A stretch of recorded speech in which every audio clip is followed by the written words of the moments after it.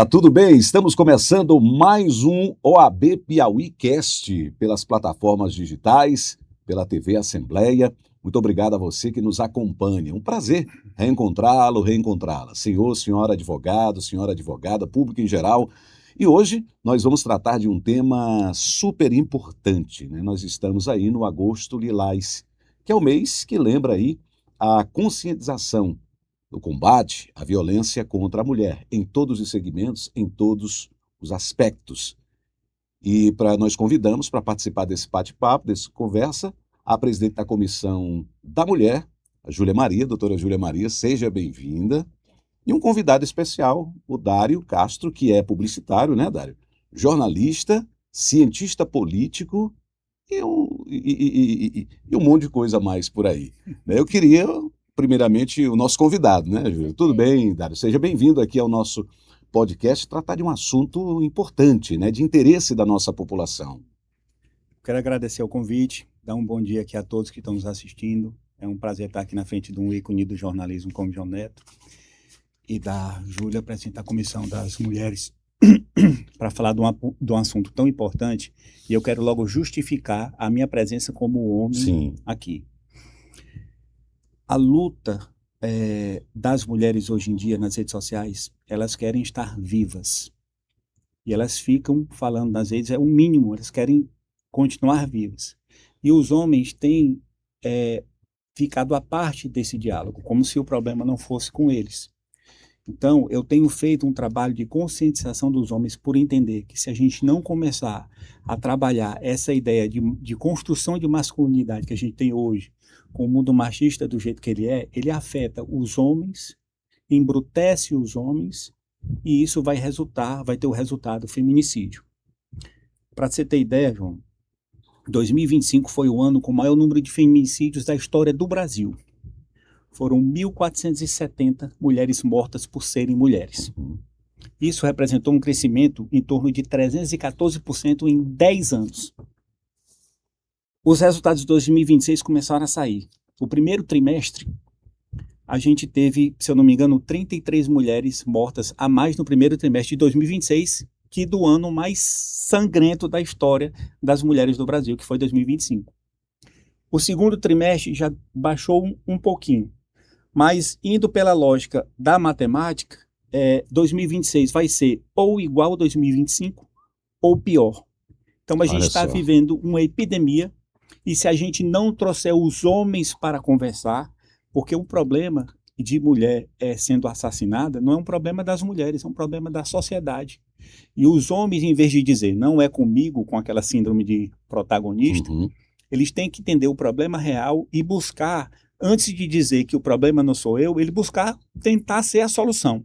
Eu queria ouvir a doutora Júlia Maria, que é presidente da Comissão da Mulher, e perguntar para ela assim, todo ano a gente faz a mesma coisa, ouve a mesma coisa, e por que uma campanha como essa, doutora Júlia, na sua concepção da entidade que a senhora representa, que é a nossa OAB, ainda é tão necessária? Eu acho que a gente sempre, como você falou, a gente todos os anos, principalmente no mês de agosto lilás, a gente fala sobre isso. A gente tenta na comissão falar sobre isso o ano inteiro.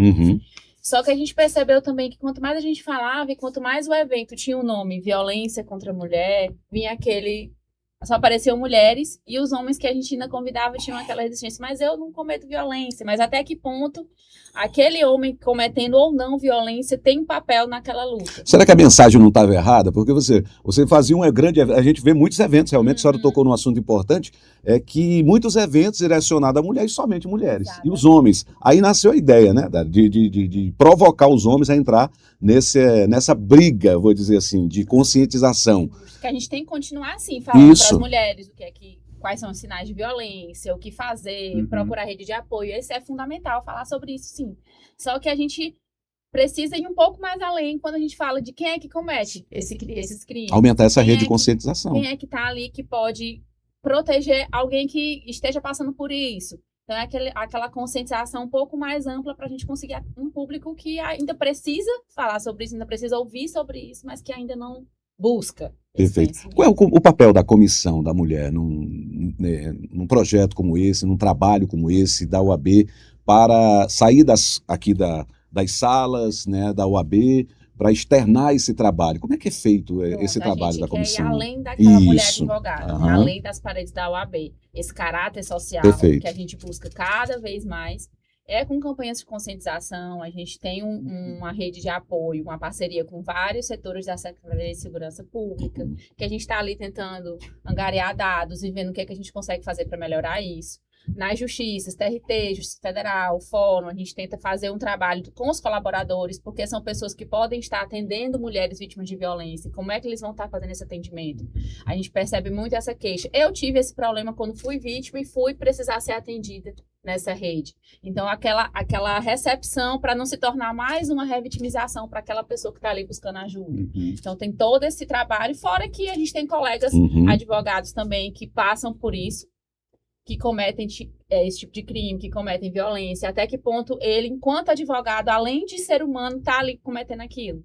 Então, tem esse caráter também, além de conscientizar a sociedade como um todo, também falar, olha, nossa classe é exemplo, o mínimo que a gente tem que fazer é estar ali respeitando aquilo que a gente prega dentro da nossa casa, que é o combate a esse tipo de violência. Claro, e esse trabalho de levar essa mensagem através das redes sociais para o público masculino, como é que nasceu essa ideia? Como é que deu esse start, como foi o começo de tudo?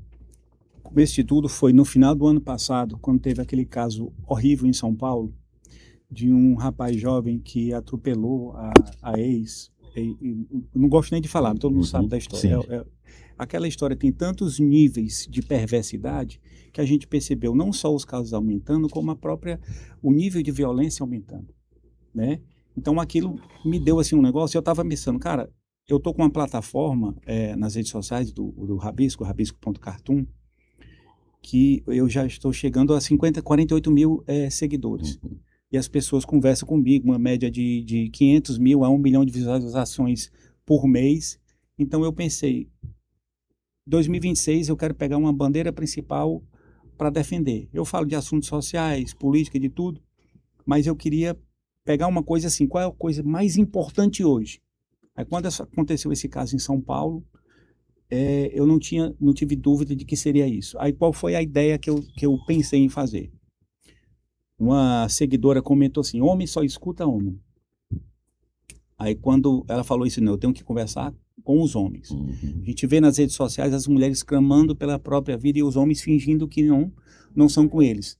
A Júlia estava falando aqui da presença dos homens ser assim um pouco melindrosa. E por que é?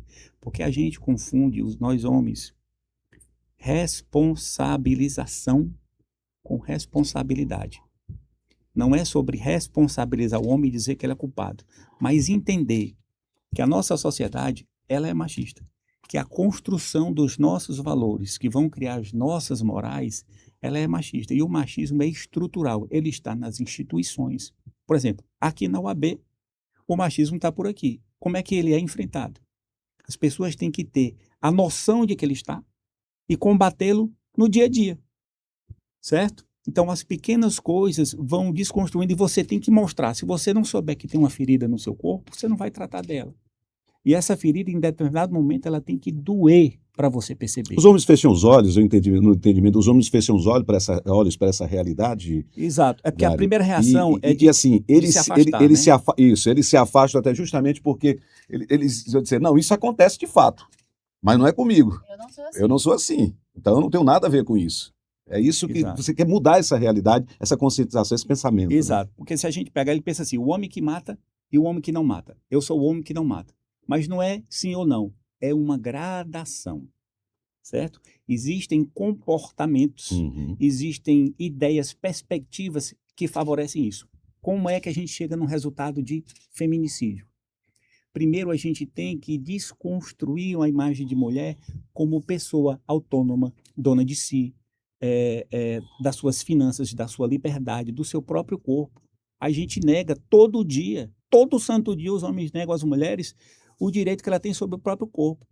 João Neto, a gente não sabe o que é sair de casa e pensar na roupa que a gente vai usar.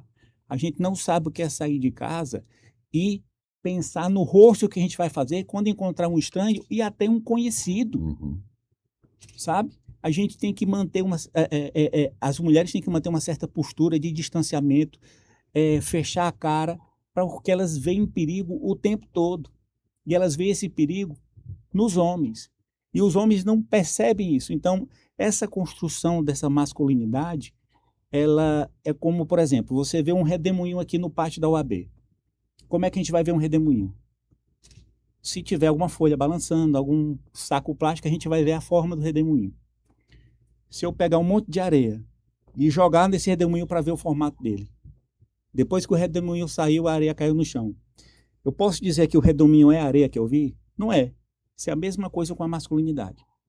Então, a gente pega assim, esse ideal de homem e a gente joga assim, vários valores, perspectivas, sim, posicionamentos, o que é ser homem, qual é o papel do homem, e na mesma coisa para a mulher. Então, esse redemoinho, a gente, ao longo do tempo da sociedade, em diferentes lugares, a gente preencheu de formas diferentes. E com essa epidemia que a gente tem de feminicídio, com um aumento de 314% em 10 anos e com 2026 na porta para passar de 2025, a gente tem a obrigação, como homens, de levar isso a sério, de olhar para dentro da gente. Agora é uma coisa muito difícil, porque como o machismo é estrutural, está em todos nós, inclusive está nas mulheres também, que podem reproduzir o machismo. Quando a mãe deixa os filhos jogando videogame e a filha vai lavar o banheiro com ela, que o homem não tem a obrigação de casa. Quando cria a filha exclusivamente para casar e gasta o dinheiro de educação com os filhos. Então, a gente tem que entender que ele, sendo estrutural, ele faz parte da nossa identidade. Então, para um homem, eu como homem, eu percebo, quando eu faço essa luta e vou conversar com os homens, qual é a forma que os homens se resistem e tentam, assim, me desqualificar, que isso acontece muito. Ah, não é homem não, isso não é coisa de homem. Como se eu fosse menos homem por eu estar levantando essas questões. Então, eu passo isso todo santo dia da minha vida, que a gente tem que olhar para dentro, não é fácil. Porque não é se você chegar, é um machista e reprovar. Não pode ser assim. Todo mundo é machista. Você tem que saber, sabendo você tem que administrar o que é que há de machista em você e você ir corrigindo. Então, eu estou aqui como homem machista, que fui criado dentro de uma sociedade machista, que reproduzo ideias, conceitos e falas machistas e que estou nessa vigília constante. Enquanto a vigília normal do homem é ele tem medo de ser mulher, porque a gente tem essa ideia de que ou é homem ou é mulher, aí de novo eu falo, é uma gradação. Sim, sim. A gente tem que entender essa responsabilidade que cada um tem diante dessa coisa horrível, é inominável isso que está acontecendo. Perfeito. Doutora Júlia, o Agosto Lilás, ele marca também, acho que 2 décadas da Lei Maria da Penha, sim, né? 20 anos. 20 anos. Acho que foi no último dia 7, né? Lembrança.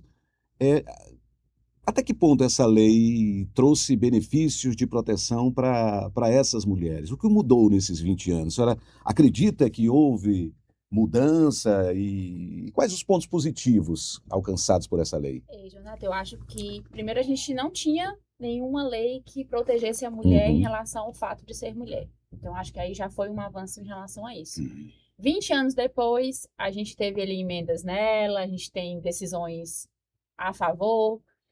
Ainda tem muito a se avançar, com certeza. A própria Maria da Penha, semana passada, completando 20 anos da lei, o ex-marido foi preso por descumprir a medida protetiva. Então, a gente viu ali vamos dizer, a criadora da lei e ainda 20 anos depois... Sendo vítima. Sendo vítima. Exatamente. Então, acho que isso aí resume, né, a realidade da mulher vítima de violência aqui no Brasil. Por mais que aquilo ali seja punido, aquele réu ou aquele acusado ali cumpra sua pena, porque ele cumpriu a pena, mesmo que na época não existisse esse crime de feminicídio ou de tentativa dele, ainda sofre. Sofre quando vai na delegacia prestar depoimento, sofre quando tem que contar para a família, sofre quando os filhos têm que entender o que está acontecendo ali naquela relação dos pais.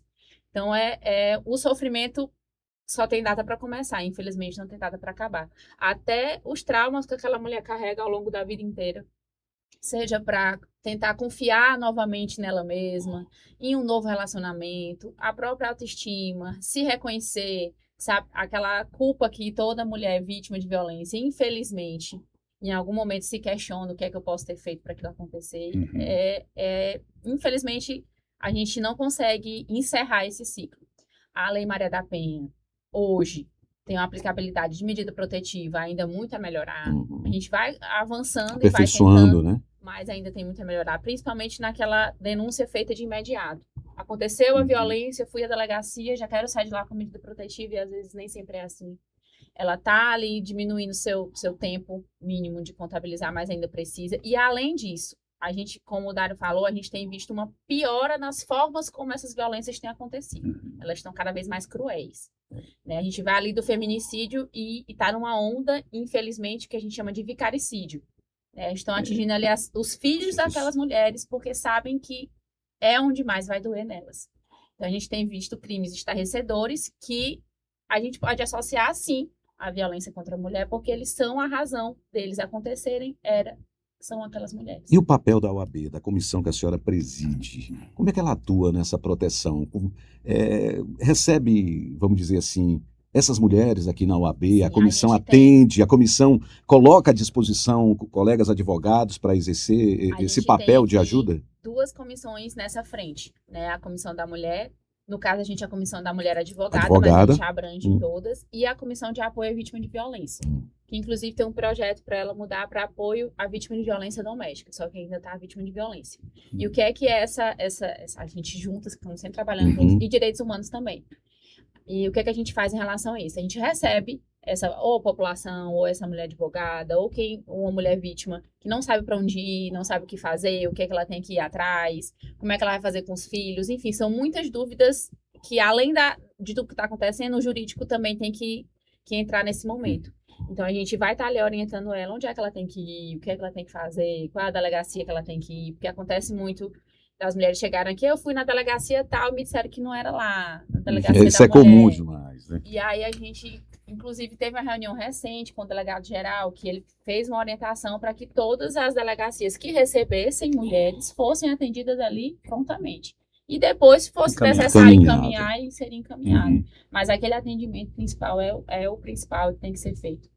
E ali orientar ela em relação à guarda dos filhos, em relação ao que eu posso ou não fazer em relação a aquele contato. Eu posso terminar o contato total com ele? Qual é a medida que eu tenho que fazer para isso? Então, a gente tem toda essa... E tem a comissão da assistência judiciária também, que a gente faz aquelas ações sociais, que atende muitas vítimas de violência. Que é para o jurídico mesmo. É o processo, é a medida protetiva, é onde tem que ir na delegacia, ou onde é que meu processo está, para dar aquele apoio jurídico. E para as mulheres advogadas em específico, a gente tem um encaminhamento também psicológico. Né, que a gente faz um encaminhamento para a caixa de assistência daqui, que tem a psicóloga para acompanhar. E tem o projeto também que a gente, inclusive, a Débora, que está na pasta da ESA de responsabilidade social, que é da ressocialização dos agressores de mulheres. De mulheres. Né, de tanto feminicídio quanto violência. Todos os tipos de violência. Que seria aquele tratamento psicológico mesmo.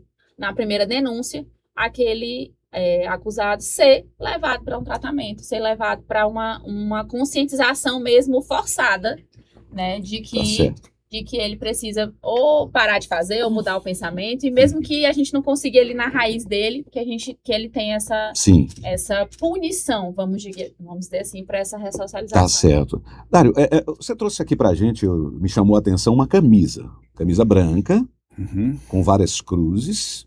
Explica pra gente o que significa. Você pode até abrir assim e mostrar para a câmera, né? Explica pra gente o que significa, qual é o simbolismo que existe nessa camisa branca com essas cruzes vermelhas. A ideia que eu tive foi de usar a imagem para poder contar uma realidade. Então, eu comecei em 2026 a caminhar todo domingo e eu peguei a média de mulheres mortas no ano passado, 2025, foi o mais sangrento, que são 4 mulheres por dia. Então, todo domingo eu marco 28 cruzes na camiseta. Nós já estamos com 884, sendo que até hoje a previsão é de que esse número seja maior. No final do ano eu vou corrigir os números e eu quero que essa camisa represente, assim, eu estou gravando toda a etapa. A gente vai fazer um vídeo rápido, mas mostrando essas cruzes avançando sobre a camiseta. E eu estou na internet, nas redes sociais, chamando os homens para essa conversa. Certo? Então, aqui tem 884 cruzes, mas estão faltando 16, que isso aqui está com do domingo passado. Então eu queria pedir para a Júlia escolher qualquer lugar da camisa para ela desenhar essas cruzes como um ato simbólico para a gente enxergar essas mulheres, enxergar essa realidade e entender. Todos nós temos que estar juntos lutando contra essa tragédia atual da gente, né, que são os homens matando as mulheres. Exatamente. Enquanto a Júlia faz aí a... São 4, né, Dário? 16. 16. De segunda para cá. De segunda para cá, então 16. Escolhi qualquer lugar. Você falou na questão, qual é a tua rede social, Dário? Como as pessoas podem compartilhar, te ver, para procurar entender melhor esse teu trabalho? Eu faço esse ativismo social, essa campanha no Dário Castro Piauí e no rabisco.cartoon com 2 Os, que é o meu personagem.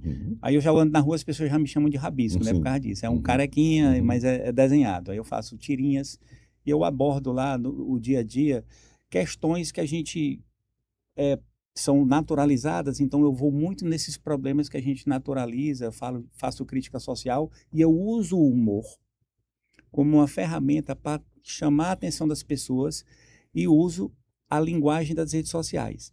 Eu sou formado pela UFP em Ciência Política, tenho um mestrado em Mídia, Cultura e Sociedade, que estuda a questão da influência da mídia na cultura.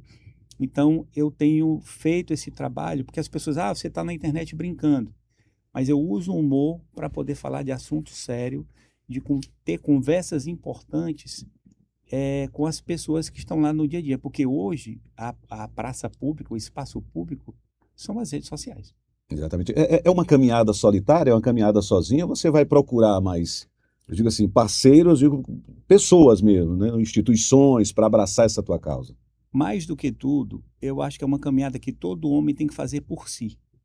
Porque ela é uma coisa interna. Eu mesmo, ao longo das caminhadas e conversando e pesquisando e falando com os homens, eu tenho um convidado e nenhum homem aparece. Só para a Júlia subir um pouco a camisa aí para os nossos, vamos dizer assim, telespectadores, né? Exatamente. Essa cor vermelha, o que é que simboliza, Dário? Pois é. Por que não preto? É porque a morte da mulher, o sangue da mulher, Sim. certo? Eu quero que a gente olhe para isso e entenda o que foi que aconteceu durante esse ano, certo? É assim, imprescindível que a gente tenha esse senso, como eu falei, de responsabilidade e não de responsabilização do homem. Ele tem que saber separar, ele tem que entender que ele tem que fazer parte da solução, né? Exatamente. Doutora Júlia, quais são os principais desafios ainda enfrentados pela ordem, pelo poder público, para que se diminuam esses, vamos dizer assim, as dificuldades das mulheres em denunciar? O medo começa pelo medo, mas aí tem a questão da ajuda, né, da rede de proteção. A OAB trabalha nisso também, nessa forma de ampliar, de ajudar, de contribuir com o Estado, de um modo geral, para mudar essa realidade? Com certeza, principalmente na questão da rede de apoio. Começa a conscientização de quem vai estar recebendo ela. O número de denúncias inclusive a gente teve uma entrevista recente sobre isso. O número de denúncias tem crescido. E, querendo ou não, a gente percebe com esse dado que mais mulheres estão tendo aquela atitude de estar ali, aquele ato de coragem, porque também é um ato de coragem você sair de sua casa, deixar seus filhos, provavelmente com um vizinho, com a avó, com, às vezes, infelizmente, com o próprio agressor, para poder estar ali fazendo aquela denúncia. Então, a gente tenta de forma realmente emocional, né? Além de estar ali com o jurídico também, sempre rente, porque tem que sim ser responsabilizado pelos crimes que cometem, mas de forma também emocional, porque naquele momento que ela mais vai precisar, além da denúncia, é alguém que não vai julgar ela porque não é a primeira vez, é alguém que não vai julgar ela porque ela retirou algum tipo de denúncia anterior, porque a gente escuta isso, de vítimas que às vezes vão lá, fazem a denúncia, depois vão no outro dia, delegado, eu quero retirar a denúncia. E vai acontecer. E a única coisa que a gente pode fazer para essa mulher é estar ali da próxima vez que ela for. É dizer para ela que no dia que ela precisar, a gente vai estar ali de suporte, vai estar ali para aquelas crianças que vão precisar também de um apoio, tanto psicológico quanto financeiro, o que vai ser feito daquelas crianças. E ajudar, vamos dizer assim, o Estado e as entidades públicas a terem uma efetividade maior nessa receptividade, nessa rede de apoio, é mostrar para eles que essas mulheres não estão sozinhas. A gente tem um mote de campanha aqui contra a violência também, importunação sexual, que é Eu Não Ando Só. E a ideia é justamente essa, é mostrar que aquela mulher não está sozinha. A gente tem hoje, como o próprio Dário falou, o machismo que está em todo mundo. Inclusive em mim, que tenho que, por várias vezes, estar ali, epa, isso está errado, isso não está certo, e tenho que estar ali regrando aquilo que a gente faz, pensa e diz. A gente tem uma outra campanha que é aí nas escolas, falar de violência contra a mulher nas escolas, porque às vezes as crianças se presenciam isso nas casas e não sabem o que é ou o que fazer. E ao final de uma das palestras, era numa escola pública, uma menina esperou todo mundo voltar para as salas, eu acho que ela tinha em torno de 8, 9 anos, e aí ela procurou a gente e disse que acontecia com o pai, a mãe e também já tinha acontecido com ela. Na hora da vontade só de chorar, né? E aí a gente acolheu ela, fomos para a sala da diretora, pedimos para entrar em contato, entramos em contato com o conselho tutelar também, porque era uma criança. Para ela, assistente social também acionamos para a escola. Então é literalmente a gente ir no seio ali do que está acontecendo. E a gente acompanhou também depois disso. A gente tem uma comissão da criança e adolescente que acompanha a gente nessa caravana também, que acompanhou para poder ficar ali acompanhando aquela criança. E eu acho que se a gente conseguir mudar a vida daquela criança, daquela família, daquela mulher que estava passando por isso, eu acho que a gente já está cumprindo diante da dimensão dos casos que existem. Bom, gente, estamos quase encerrando, né? Passa ligeiro, né, Dário? Conversa, mas eu acho que ficou uma mensagem, né? Ficou o trabalho do Dário Castro, né? Essa missão que ele está tendo aí, com certeza vão aparecer outros, né, abraçando essa luta. Queria que você usasse a tua palavra final, Dário, né, justamente para que a gente encerre esse programa, falando de algo assim tão melindroso, tão chato e tão importante, mas que mexe com a gente, em alto astral. Queria que você agradecer falasse aqui o convite da UAB, e é o seguinte, a gente, nas redes sociais, usando o humor, a gente consegue muita transformação, porque ao mesmo tempo em que a gente usa o machismo para reduzir a mulher a nada ou quase nada, né, eu tenho tentado fazer também esse humor para provocar os homens. Sim. E aí, às vezes, eu fiz um recentemente que é falando mal do homem de Teresina, né? Aí eu falo, o homem de Teresina, aí eles vão lá aí eu fiz uma tirinha. Quem você pensa que é? Falando comigo, sim, o cara. Sim. O cara com a camisa do Corinthians, uma bermuda e uma chinela. Quem você pensa que é para falar do homem de Teresina? Aí eu digo, eu sou um homem de Teresina. É muito bom. Ou seja, a crítica que eu estou fazendo não é o homem de Teresina, é o machismo estrutural, que é o homem do Brasil, e eu estou me incluindo na crítica, entendeu? Então, o humor, ele serve para a gente desarmar e para a gente, com o anzol para fisgar. Exatamente. Doutora Júlia, sua palavra final, muito obrigado por ter vindo, obrigado por ter trazido esse tema importante para a discussão no nosso AB Piauí Cast, né? Mais uma vez. Eu que agradeço, parabenizar, Dário, pelo trabalho, chamou a atenção. Sim, a Noélia, nossa secretária-geral, também chamou muita atenção, dizer que esse trabalho nas redes sociais, que hoje é uma formadora de opinião, é muito importante. E com o humor, isso ficou... A gente percebe nos vídeos, ele fala e ele mesmo sorri, porque ele vai se identificando, e isso é muito bacana. E falar de violência contra a mulher num ambiente que a gente pode prospectar cada vez mais pessoas é muito importante. Dizer que a Comissão da Mulher também está aqui para apoiar essa causa, e eu espero que eu esperava que a gente tivesse menos cruzes aqui, infelizmente. Vamos diminuir, isso aí, com certeza, né? É um trabalho que a gente vai ali de formiguinha. Gente, muito obrigado pela presença dos senhores, da senhora e do senhor, e até a próxima oportunidade. Um abraço, então. Gente, então terminamos mais uma edição do nosso AB Piauí Cast. Foi muito boa essa conversa. Obrigado a você e até o nosso próximo episódio. A gente se encontra. Um abraço a todos. Até breve.